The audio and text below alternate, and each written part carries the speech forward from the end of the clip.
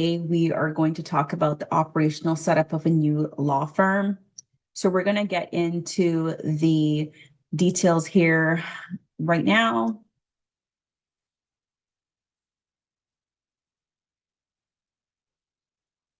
And joining on this webinar as my co-host is Charlotte Merritt. I am Antonia Berry. We're going to do a quick introduction here to get us kicked off. Like I mentioned before, my name is Antonia Berry. I am a law firm business developer and the CEO of Strategy Academy. I have been in the industry for about 20 years now, serving international and national firms here in the United States, where I work with attorneys that are either one, starting their own practice and are needing support and help to develop that practice that they're starting on their own. Or perhaps it could be that there is a larger practice, a larger firm that's wanting to level up, that's wanting to develop the business, all with the view of wanting to increase their revenue. I am based in Atlanta, Georgia. However, I support clients across the entire United States. My contact details are included here in the event that you would like to reach out to me after this webinar. They will be again included at the end, but just wanted to highlight that here. I'm now going to pass it over to Charlotte so that she's able to introduce herself and tell us a little bit about her background as well as her company. Hi, I'm Charlotte Merritt, founder of OPPs, which is Operations, People, Process, and Solutions. And I got into this probably by being really overwhelmed by chaos from a very early age. And I've always enjoyed helping companies put structure in place, put systems in place. So that's what brought me to OPPs. I work with clients in the United States, got clients in California, got clients up the East Coast. So I really enjoy having a diversity of clients and law firms that I work with. And I think my favorite part about operations is watching the revenue operations grow. My contact information is also right there on the screen. And I'm excited for how operations and revenue and business development come together. Awesome. Thank you so much, Charlotte. So as we kick off the webinar, and we're now going to get into the actual content, if you're on this webinar, I just wanted to highlight who this webinar is for. Of course, it's for attorneys that are launching a law firm, because as you may or may not know, starting a law practice requires very specific things to be done on the operational side. Of course, on every side, because just due to the nature of the business, but definitely for sure on the operation side. For a small firm founders, perhaps you might have already founded a firm. However, you need to get your operations perhaps adjusted. They need to be looked after. There need to be changes or maybe kinks in it that you might want to work on or focus on at this time. And then again, this is pretty much the same as the first point, but attorneys leaving big law or other partnerships that they're perhaps a part of to start their own practice, whether it's going to be a one-man show or it's going to be multiple attorneys that are going to be getting together to start this new practice. The content that's going to be covered here is going to be a good foundation for what is needed on the operations side. What attendees will learn. As I mentioned before, we're going to highlight operations for the most part today of starting a new law practice. However, the very beautiful thing that comes together in partnerships, just like the partnership that I have here with Charlotte, is that we're able to give not only just the operation side, but also to highlight the business development side and how those worlds intersect within a law practice. So today, if you're an attendee here on this webinar, whether you're here live or you're going to watch and listen to the replay later, what you will learn is how to properly set up a law firm operationally. As I mentioned before, there's a very specific way for which law firms have to be set up in order for them to be compliant with the state bar that is in the state that you're in. And they also need to function that way to stay compliant as well. So the setup will set the stage for how things look for you going forward. And that's what we're going to be talking about here today. And of course, this is an hour for us to cover as much ground as we can, and there's always more to cover. But like I mentioned before, we are going to include our contact details again at the end so that you're able to reach out to us to talk more. So the second bullet here is how to build a firm that attracts clients immediately. That's where you will see the overlap between operations and business development, because they cannot exist independently on their own. They have to come together. At the end of the day, even though you're starting a law practice, yes, it is a business. And then another thing that we're going to cover here and that you're going to learn are about the common startup mistakes to avoid. And we're going to talk about those towards the end and highlight them as much as we can, the things that we have seen in our time that just causes a bit of a disaster for our clients and want you to avoid just due to the nature of what happens when they come into play. I wanted to take a moment here to talk about the signature program that was recently created called Build Your Own Practice Blueprint. This signature program is a part of the Strategy Academy offering. This particular program allows attorneys who are starting their own law practice to have a framework that they step into so that they're not playing the guessing game. This particular program lays the foundation for attorneys to get set free from the billable hamster wheel, where you're just billing on a, ongoing basis. You're not really building relationships with your clients. You're not practicing law the way that you want to practice law.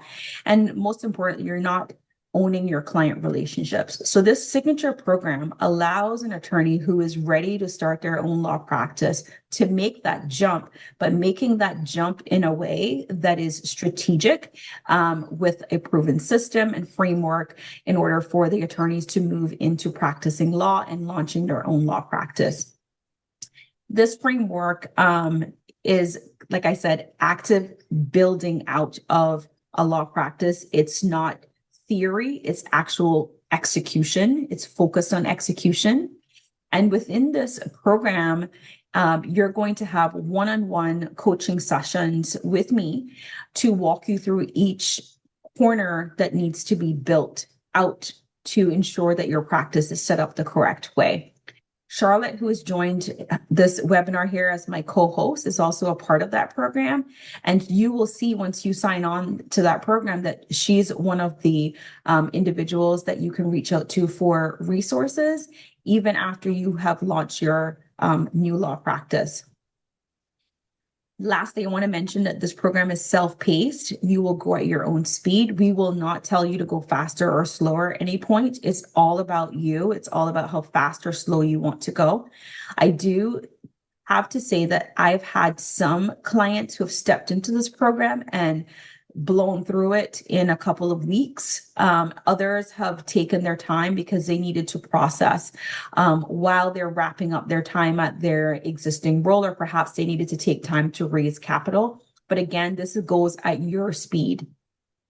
And lastly, I wanted to mention that the QR codes that are over to the right, the top one at the top is going to give you information about the program so that you understand the integral parts of how it works and how it's set up.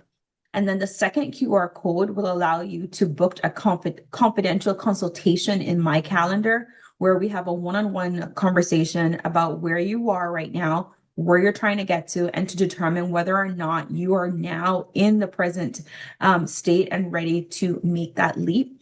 In that consultation, I will give you an honest and professional opinion on where you are, and perhaps determine, that you might be ready right now, or perhaps you might need to put some building blocks in place before you launch and jump into launching your own law practice.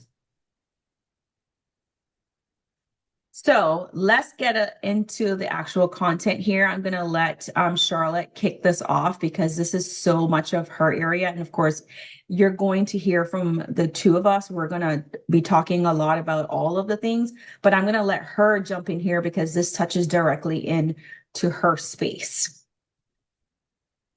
So the fantastic thing about working with law firms and lawyers is you guys understand so much and have studied so hard and spent so many years building in your level of expertise in your area of law.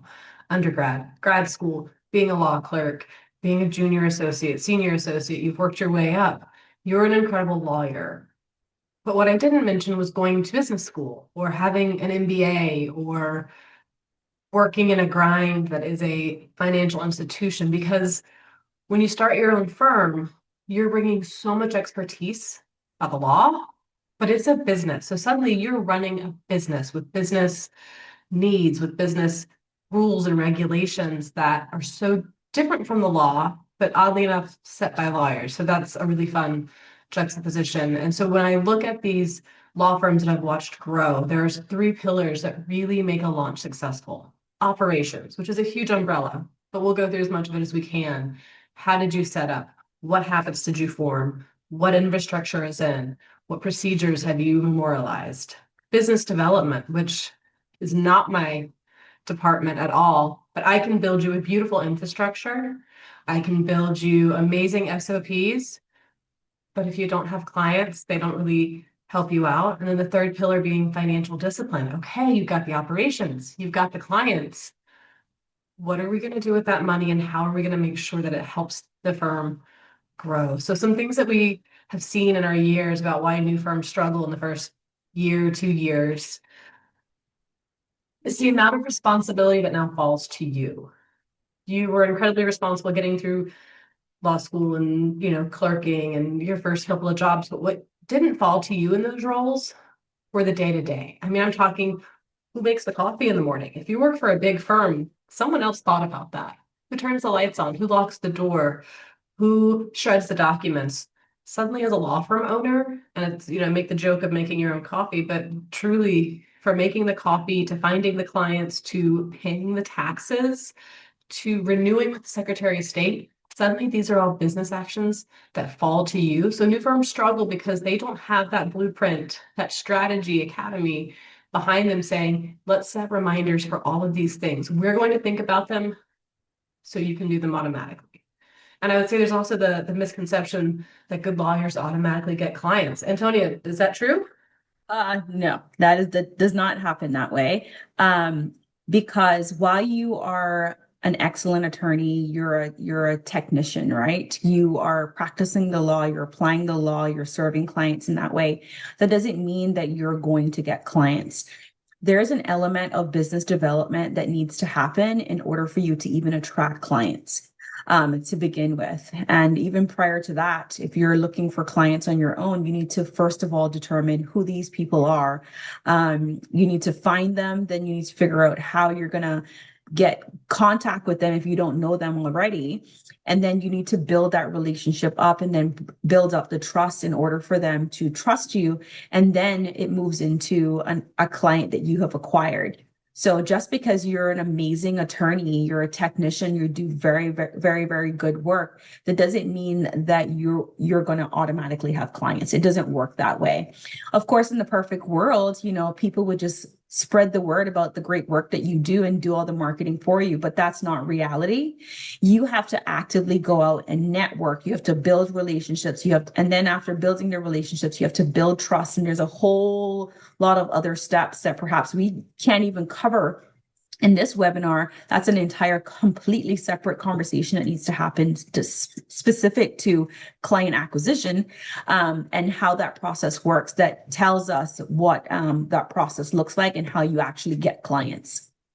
And I've seen new firms come in with clients. They came in, they left their firm, they were allowed to bring their 10 or so clients. Mm-hmm. But those cases wrap up and then you need more. So Correct. yes, you might be Exactly. bringing clients. No, those clients aren't staying with you forever. But with operational setup, we can ensure that we find the new clients, keep new clients. And there's a lot with business setup. So you have to have a name. Most law firms I've seen come through use their name, which is great. You already have it, you know it, you're going to remember it. Fantastic. For the sake of a fake example, I'm going to put together Merit Law Firm. Well, is it just me? Do I want it to always be just me? Do I want my assets exposed? Do I want to pay the money for an S corp? Do I want a PLLC? Am I coming in with a partner? Do I want to leave the door open for a partner later? So this is something that you can sit down. If you were a business attorney, fantastic. You've already made your decision. You know what you're doing. But maybe you were with a workers' comp practice before or family law. You want to really think about what structure you're going to want 3 years from now and set that up today. Ideally, if you're starting a firm, you already have some licensing in bar, but now you have to think, hey, wait, I might not have an admin to remind me that in Texas, I have to renew every 2 years and take X number of CLEs to do it. So make sure you have your ducks in a row. What are the licensing and bar requirements and insurance considerations? When you work for another firm, your cyber policy, your malpractice, your errors and omissions, all of these insurances, all of these protections are built in for you, and you don't have to think about them. And yes, you can go online and just get insurance. That's fantastic. I don't recommend it. I recommend working with in your state or states, if you're past the bar in multiple states, a licensed broker who's going to talk through, well, how do you store your information? Are you putting everything on your desktop? Please don't. Are you using OneDrive? Are you using a Google-based email system, which I know we're going to go in the weeds because yes, now you have to create a website and you have to create an email account and you have to have the structures and the renewals for those. But with the insurance, I'm going to go back to that. How is your data stored? How are you protecting your clients? Are you in a state that needs workers' comp? In Georgia, I want to say it's 3 employees. It used to be 5. Texas is the Wild West of workers' comp. California, if you're breathing, you need insurance. So making sure you know what the considerations and requirements are for your state. Operating agreements, back to that first bullet point. Is it just you? Fantastic. But are you bringing in a partner? If so, we really need to put that on paper. And the closer you are to your partner, if that is your best friend or spouse, the tighter those agreements need to be. I have a favorite quote from a former colleague that she with the tightest contract wins. You're lawyers, you know this. And then I dabbled a minute ago about this. What does your technology look like? At your big firm, you guys might have had the most robust Clio or my case, software built out to the nth degree. And you didn't have to think about it, it just magically showed up for you. If you were in charge of bringing in your own clients, you might have had the most robust sales force in the world for a CRM. Intake might not have been done by you. You might have brought a new client, handed that off to your admin, and then magically started the law work. Well, now you need an intake system. You need to be able to track everyone and have they returned the contract? Have they paid the retainer? Have they signed this? How can I communicate with my clients? Am I going to text message them? Oh, but in California, you can't do that before 8 a.m. Knowing the platform you're going to use, making sure it's secure, and beyond secure, transparent. So if anyone looks back at your files, they see every communication you've done, which brings us back to security. Is that data safe? Are you only transmitting data through Dropbox, through share file? How are we going to do this? It's overwhelming. I'm overwhelmed thinking about all the ways to do this. Work with someone, get through it, and get the software that works best for you. Do you have a Mac? Great, let's use Clio. Do you not have a Mac? Great, let's use Smokeball. Oh, you're in construction? Let's use Carrot. So finding the right tech and not getting too much and really using that tech correctly. So that is the scary beginnings of the infrastructure of a law firm. After that, so moving into kind of the operational setup and building the firm infrastructure, I mentioned that you might have had somebody at your firm who handled a lot of this.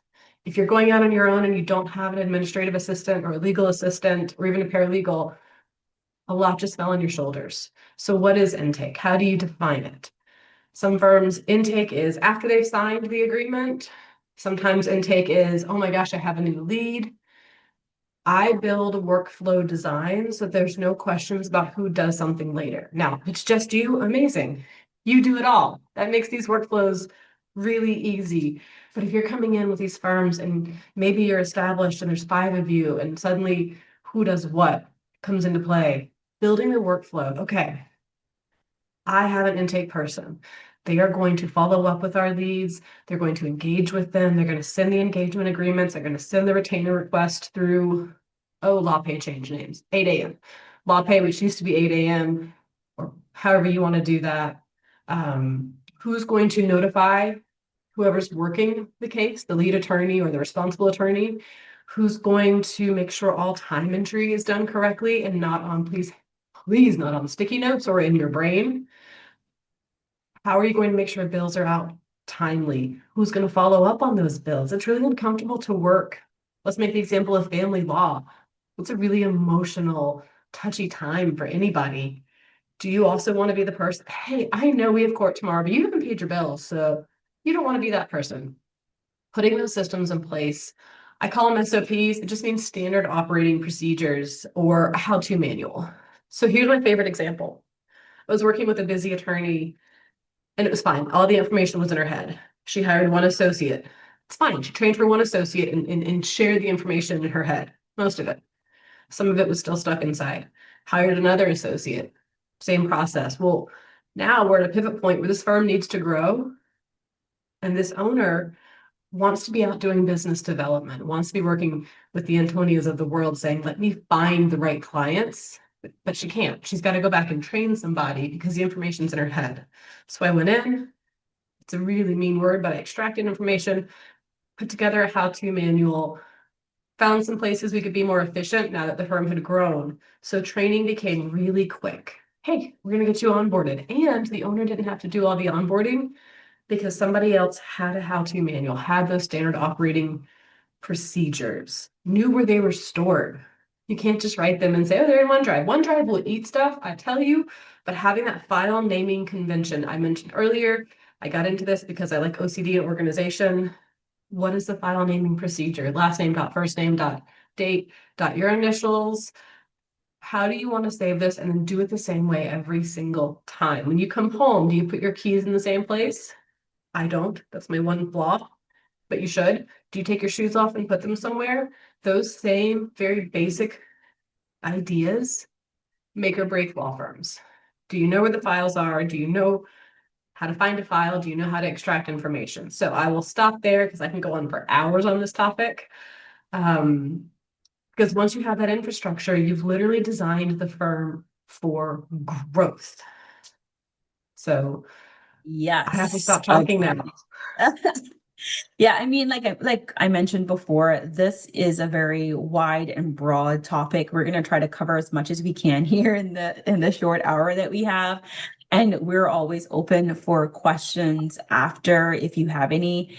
But now I'm going to talk about designing the firm for growth in the business development space, and then carrying that over into the operations space.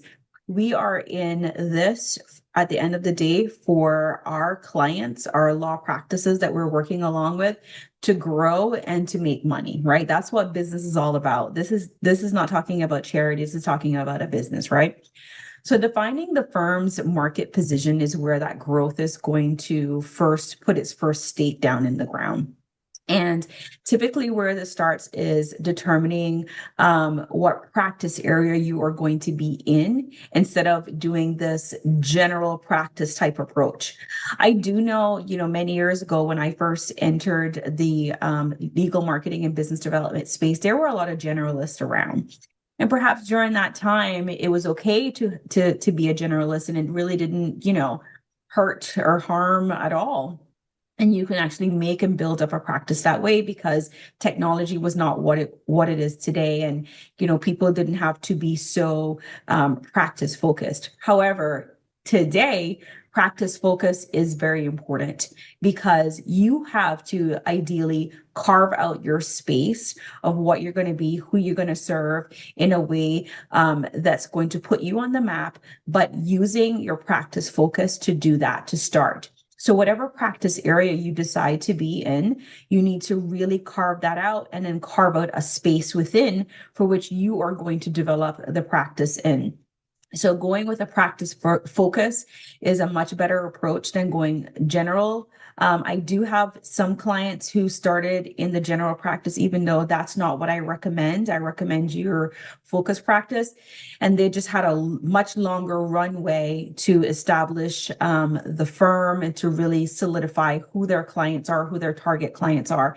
And that's why, or one of the reasons why it's best to focus on a specific practice. The next point that I'm going to talk about here is your ideal client profile. Of course, your ideal client, you often hear about talking about who's your avatar and who, you know, like, what do they look like and what are the characteristics of your avatar and all of that. But I will take this a step further. When you're in the space of developing the business, you need to look at what the pain points are of your ideal client. It's not just who they are.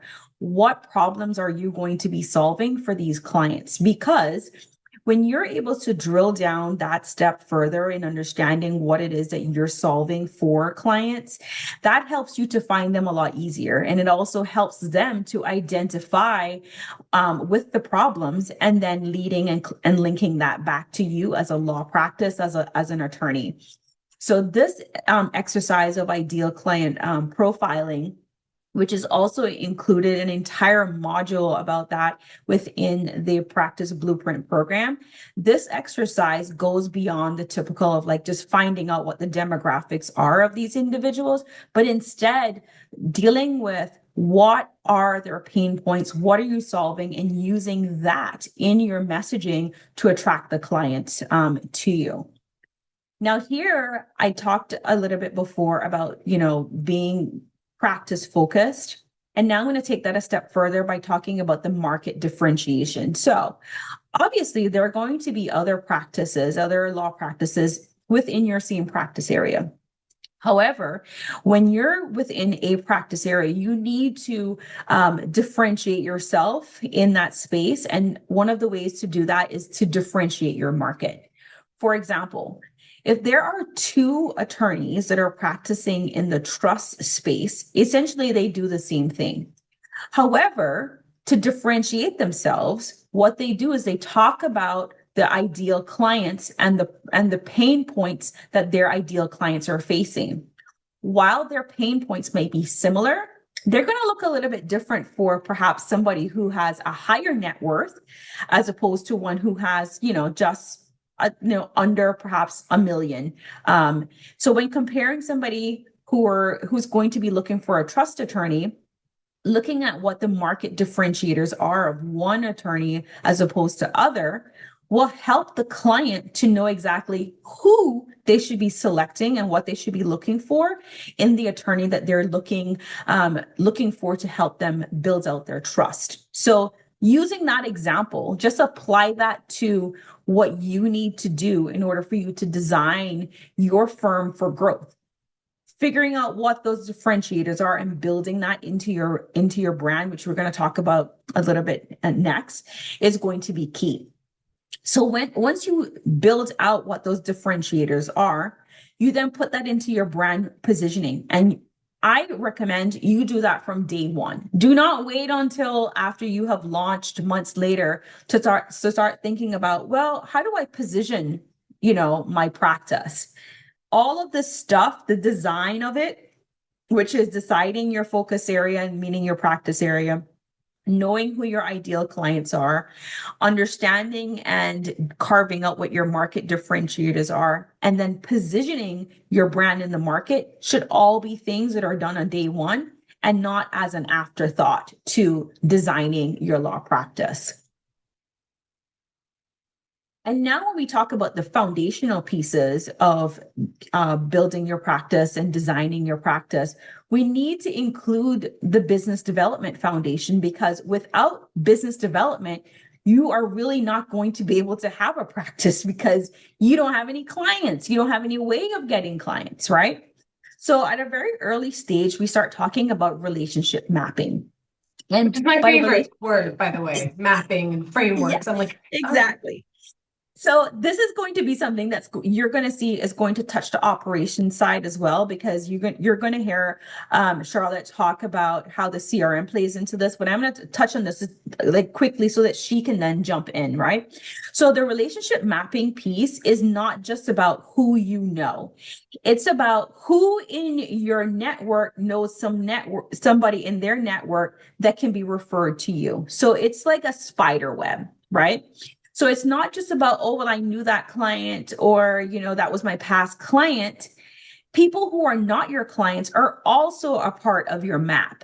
Because if they're doing something perhaps, you know, within your industry, and they might not directly send legal work to you from their work, they might know somebody who would send work to you, or who they would refer you to, would essentially make up a part of your map.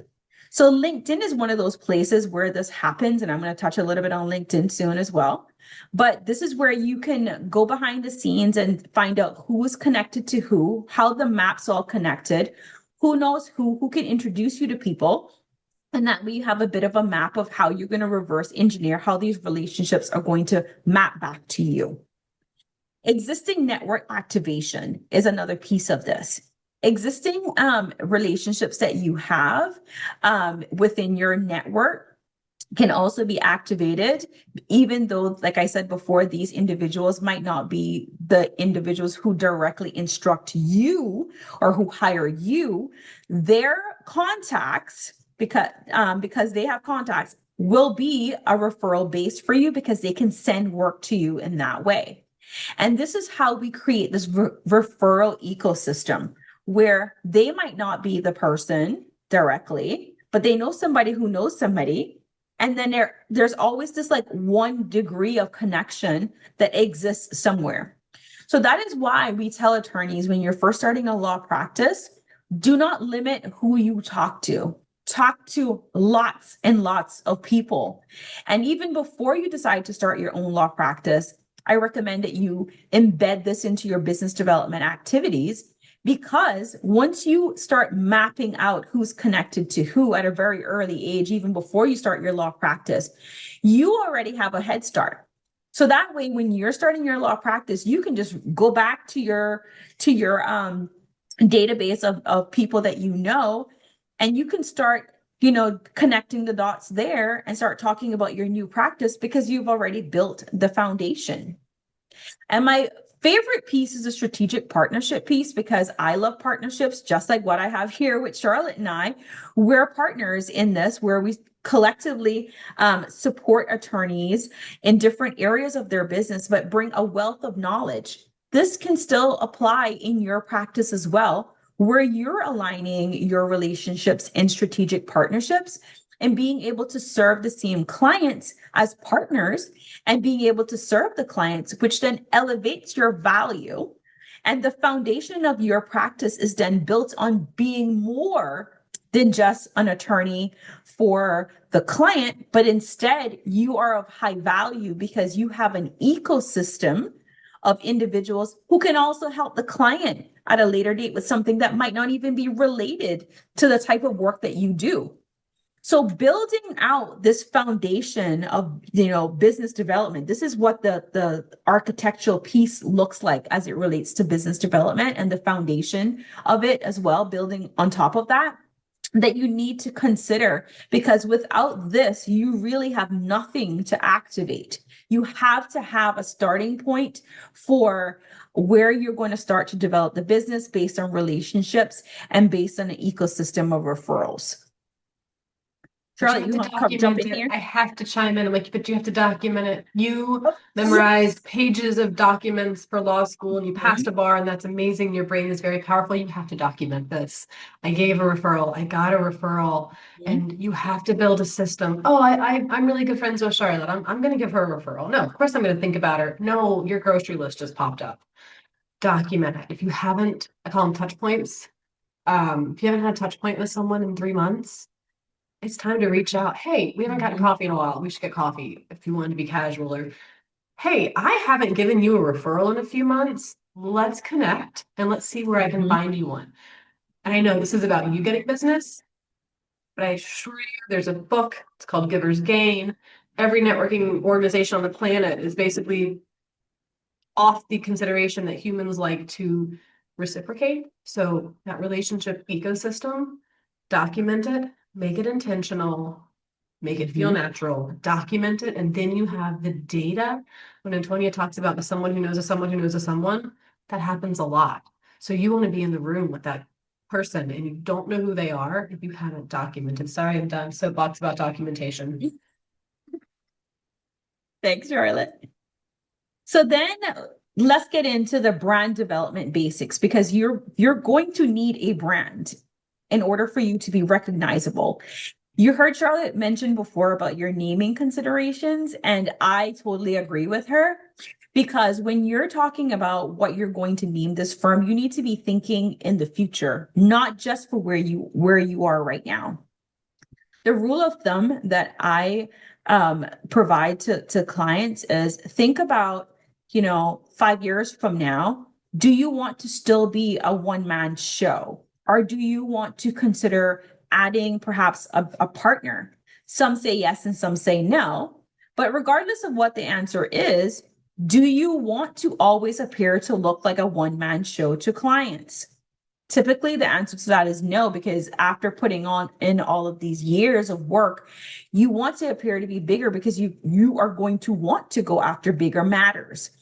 And if you add partners to it as well, it just looks a little bit janky if the firm's named after you and you have all these people under you, and then people are not really sure, is this a one-man show, but they look like they have more people. This goes back to the messaging piece. So when you're naming your firm, think about what you want to do, not just for today, but forward. Like, what do you want it to look like? What do you want it to be? This then leads into the messaging clarity. Like, what is the messaging that you want centered around who you are as an attorney? Yes, so that's your individual branding and the clarity of the messaging about you. And of course, that is going to flow across into the makeup of your firm and what your firm's culture is going to be when you first start. But again, taking a step back and understanding that today is today, yes, but we need to be thinking in the future. Think about what that messaging is going to need to convert into in the event that you add partners going forward. So be mindful of what you put in your messaging today, and think about it being convertible into a larger firm later. Now, website priorities are, a thing where people can get just so entrenched in this piece where they get lost and they spend way too much time here. But I like to say this: when you're getting started in your own law practice, especially when it's just you starting in the beginning, try to stay under 5 pages of website pages on your website, because anything beyond that, you've just made things way too complex, right? The rule of thumb is to, yes, have a home page, absolutely. And then have an about us page where you get highlighted if you're the only attorney. And of course, if you have others, you add them there as well. Perhaps you might have a paralegal that you want to feature there. That's fine too.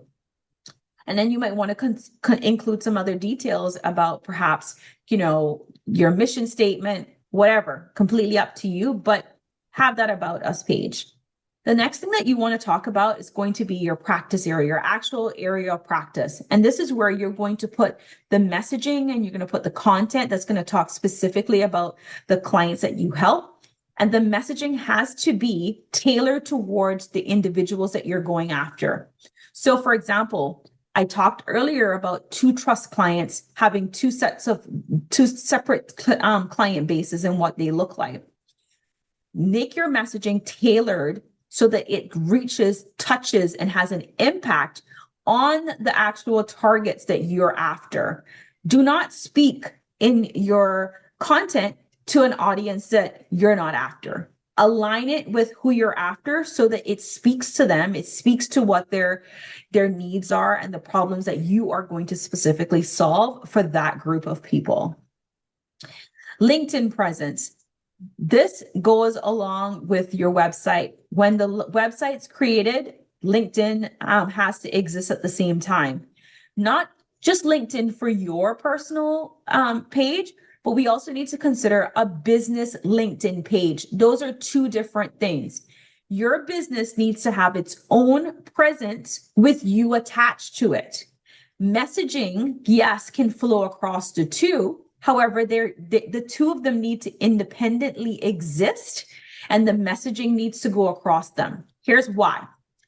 In the business development space, as it relates to LinkedIn, more than anything else, yes, people will find out about your firm and find out about your practice, but it starts with you.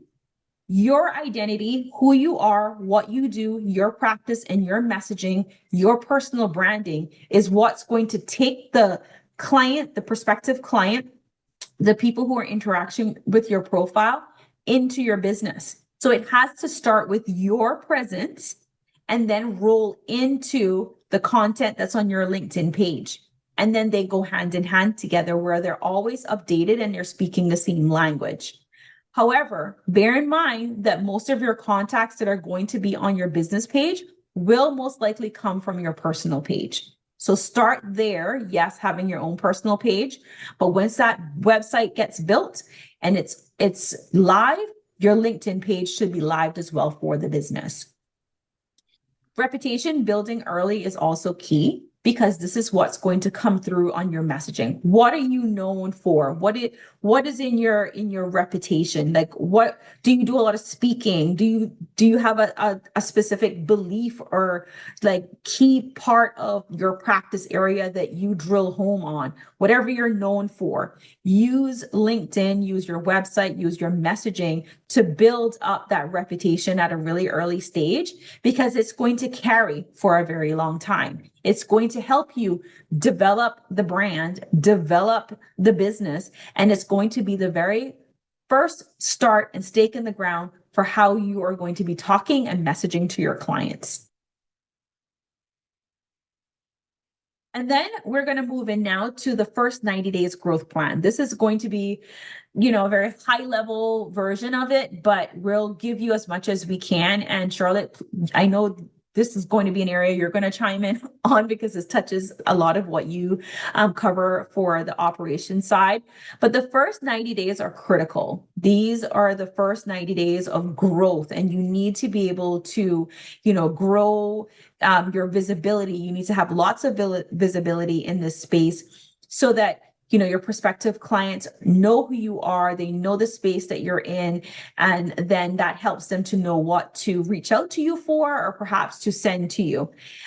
This not only works in the digital space for social and LinkedIn and websites, but think about also your networking, right? Because you need to be networking, you need to be connecting with individuals because those individual relationships are going to be the bedrock for your practice. That's where things are going to start. In knowing that, and having lots of visibility, that just builds up the momentum for you, where clients or prospective clients are seeing a lot more of you. They're seeing what you're doing. And then, of course, marrying that up with your digital presence and having those two align is going to be key in how you develop and grow your practice. Thought leadership can come in a number of different ways, but a very easy one to establish is doing writing, lots of writing and public speaking about the areas of practice that perhaps you're in. When you position yourself as a thought leader in these spaces where people are getting to know you and you're positioning yourself as a leader and the go-to person for a certain thing in your state, perhaps in your area, in your niche that you've carved out, you become the voice. You become the thought leader, the person who knows all the stuff and the person to go to when a client is having a certain, pain or issue, and that you have the solution for that. And I touched a little bit about networking earlier, but have a networking strategy. A networking strategy meaning that, yes, you want to talk to as many people as possible. However, you need to streamline the verticals that align with your practice and being sure to be very well known in those areas so that you are positioned to receive work that's referred from these individuals.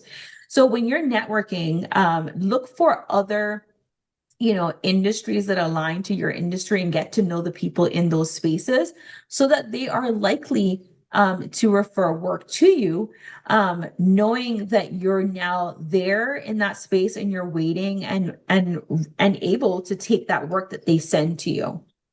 Now I know, Charlotte, this pipeline tracking is a lot of your stuff, so I'm going to let you dive in here on this piece. And here's why it's important. There are networking rooms that are really fun for me, and I have a lot of fun, and I get really jazzed, gives me energy, but nothing goes into my pipeline at the end. right? So when you look at operations, there's the day-to-day operations, there's the foundation, there's revenue operations, and that is incredibly critical. And that's why we have to track this pipeline. So one of my favorite things when I'm tracking pipeline is, okay, so I went to this bar association event and I handed out my card or my digital card to 100 people and I got 100 cards back and now I have a stack of cards on my desk. What happens to them? They just sit there? Probably. Find a way to put it in a pipeline, tag the event. And so when your operations leader or your financial leader at the end of the year is like, whoa, you spent $10,000 on bar events. Wow. You can go into that pipeline and say, yes, but it gave me 100 clients and my average case value is X, meaning I tripled my time investment in my financial investments. And that is why we do pipeline tracking. And I know that gets into your CFO side or your controller. But in revenue operations, I want to know where the leads are coming from. And I had a client once in Florida, and they had so many good leads, or not good leads. They had so many leads from other attorneys. And then I went and pulled a report like, oh, these attorneys are giving you the work they don't want. These are the clients that you're chasing for money and can't ever finish out because they're constantly behind. So maybe this is not a good referral source for you. Just because you get a lot of referrals for something or from something doesn't mean they're the right people, the cases you want. I think it was a few slides ago, like marketing position, brand position, ideal client. Put all that in your pipeline so you know, hey, I went to this event and I got 3 leads that were all my ideal client profile. Fantastic.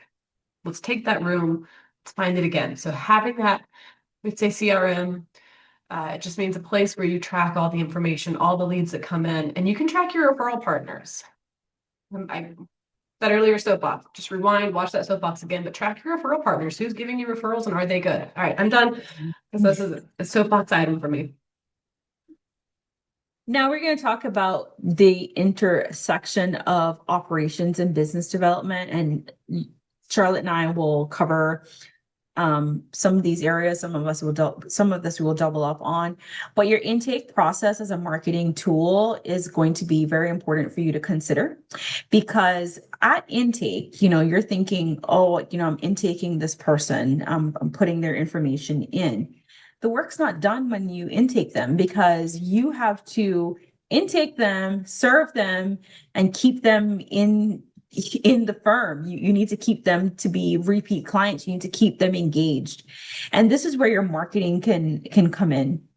When a client first enters your sales funnel and they're at the intake stage, yes, there's some level of work that has been done to get them there.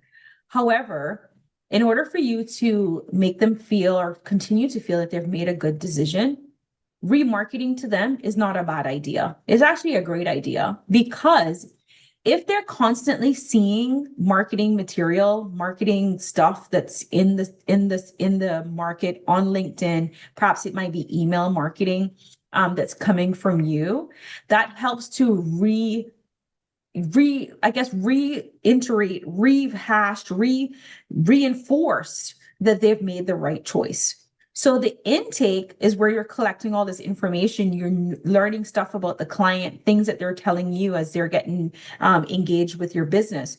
Use those pieces of information that have been included in the intake process as a part of your marketing, because now you know enough about that client that you're able to send certain materials to those types of clients that have met certain criteria that perhaps you might have set. They might have had similarities from one group of clients to the other. So use your intake process not only to gather information, but as a tool to market as well. Another reverse engineer way to use it is the information that you're collecting. You will start to see a trend in the data. Perhaps they might be mentioning their pain points to you at intake, and then you can convert those pain points into your marketing messaging, and then repurpose that in your LinkedIn, in your email marketing, in your newsletter. whatever materials that are going around and still touching the people who are already engaged and have gone through the intake is still a very smart and strategic way for you to use what you've got at intake to market to the clients and continue marketing to them. Client experience is a growth strategy because as they come in, you know where they're at. You know what perhaps the next step would be after they engage with you, they initially engage with you. So now you know that you can now push them to whatever the next thing is within your practice. And if it doesn't materialize perhaps right away, or perhaps there's no other step to move to, you can still use that client opportunity, that client experience that they have had, to then refer them to another attorney for perhaps something else that they need. So how that's related to growth is when you're referring clients, your existing clients to other clients, you are growing because now that attorney or that firm or whoever you're referring the client to now sees you as a good and viable referral source. So, like Charlotte mentioned earlier, humans want to return the favor, they want to reciprocate. So what's going to happen? That person that you referred work to is now part of your ecosystem, is likely to refer work back to you. So when a client experience from start to finish, perhaps they've done a transaction or whatever the case is with you, don't see that as the end. See it as the beginning of another beginning, because you can refer the client to another attorney, to another perhaps provider, business provider, service provider that might be in your network, which would then be good faith that you would have put out. Response time and conversion rate. I'll let Charlotte talk about this because this falls within her area. So go ahead and chat on that, Charlotte. Sure. So going back to humanity, if my web page doesn't, if I'm going to a web page and it doesn't load quickly, I move on. If somebody doesn't respond to me in 5 minutes, I've moved on. So it's an exaggeration, but you want to have response time and track it, whether that's having Antonia set up an auto email. Hey, thanks for reaching out. Here's this link to schedule a consultation. So they have an immediate response. We're humans. We like instant gratification. It feels good. I think the term is dopamining, like looking for some dopamine. We want that. And then the better your response time, and not just the Autobot, but a human following up on that Autobot, is going to increase your conversion rates. And when we have this all tracked in our CRM, it's easy for us to just move through. I'm going to go fast because I know we're getting close on time because I went on soapboxes. And then looking at your pricing models and positioning, are you flat rate? Are you hourly? Are you contingency? Do you get to have a evergreen retainer? Are you going to be chasing bills? These are things that we really want to discuss, not only with bar regulations, what we're allowed to do, but also what is best for your firm. And if it is contingency, what percentage? And if it is hourly, where are you getting that data? What made you decide that? That's how we make the decisions for growth. That's how I build systems that are going to scale with client demand. Because if we work the system, you're going to have slow growth beginning, and then it's like a hockey stick. It's going to swoop up.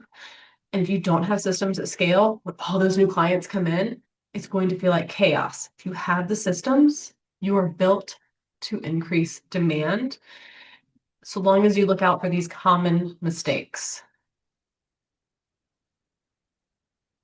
The biggest one I see is that the owner touches everything, which creates a bottleneck. Oh, before you send that to the client, let me just. Or I had a client once who overbuilt their infrastructure. Oh, well, I use this app for this, and this app for that, and this app for this. And I'm like, this app does all three. Get rid of it. It will save you time and money and memory space for all those passwords. So don't overbuild the infrastructure. I know at soapboxes, it feels like I'm going to do that. I like simple, clean lines. Don't get the cheapest system. It's not going to track. It's not going to give you the data. Find the right system and kind of, I call it right sizing, and track your finances. Oh, I'm just going to tap my card. And it's so easy. I'm going to tap my card and pay. I'm going to tap my phone and pay. Track where you're spending so we can track where it's paying you back. And then I used to be in HR. Poor onboarding employees, onboarding clients. They said they want to work with you. That doesn't mean it's a done deal. They gave you the money. still doesn't mean it's a done deal. Their experience is what grows your firm later. So if the onboarding and the intake is seamless and painless, they're more likely to give you that Google review, tell their friend. And again, people don't usually call their lawyers when it is a bright, sunny day. Something went wrong. Well, I just realized I'm human. I need to trust. I just realized I don't like my spouse. Let's fix that. I just realized I was in a car accident. Like, you guys get a phone call when something either wonderful or terrible happens. So just be prepared for that. What about for business development? Yeah, so some of the things that are mentioned here are items that I mentioned before. For example, waiting for clients to appear. Do not wait for clients to appear. You have to be proactive and really coming up with a system on how you are going to get clients to come in the door and how you develop the business, how you develop relationships. So do not wait for clients to appear. Come up with a plan, a strategy that you are going to implement so that you're able to have a consistent flow of clients. No clear niche or area of practice. I talked about that as well earlier. Do not go for the generalist. Instead, niche down to what area of focus you're going to be in. Get very crystal clear about that and be present in that area. Inconsistent visibility of like being present here, but then waiting another 90 days before you show up again. That is not going to make the mark. That's not going to help you. You need to consistently show up on an ongoing basis wherever you decide to show up, wherever you feel is the best place for you to be in terms of social, speaking, writing, whatever. It has to be consistent. It can't be a one and done or a one here and then a 3 months later or anything like that. Then no relationship strategy is going to be your biggest downfall if you do not connect and build relationships. Without relationships, your firm really doesn't exist. So be sure to have a relationship strategy in place because that is perhaps one of the biggest mistakes you can make in starting a law practice is not having a relationship strategy. Now I am going to open up the floor for questions. If anybody has questions, of course, if you have questions, you can share them here. If not, you are welcome to reach out to Charlotte and I. Like I mentioned before, we've included our contact details at the start of the webinar, and I will pop them up here again for you. But if you have questions, I'll let you go ahead and send those in now.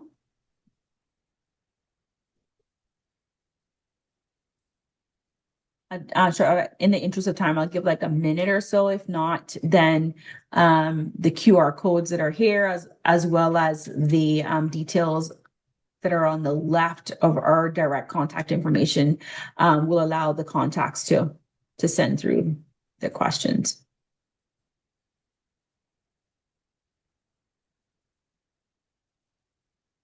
I'm not seeing any questions in the chat. So I will allow just like 5 more seconds. Perhaps you can take a picture of this slide.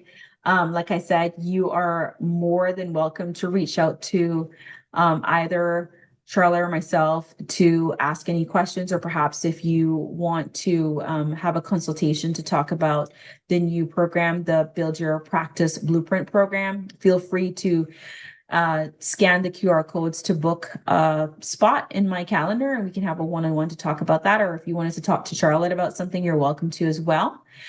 This recording is going to be circulated so that you can replay, watch it again. And like I said, if you have questions, you are welcome to send them our way. So thank you so much for joining us today. We appreciate you being here.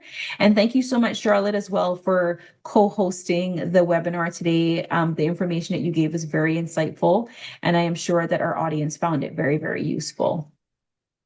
Thank you for having me. Yes, you're welcome. Well, with that, we're going to end the webinar there. Thank you so much again, and we hope to see you again soon. All right, I'm going to click enter backstage.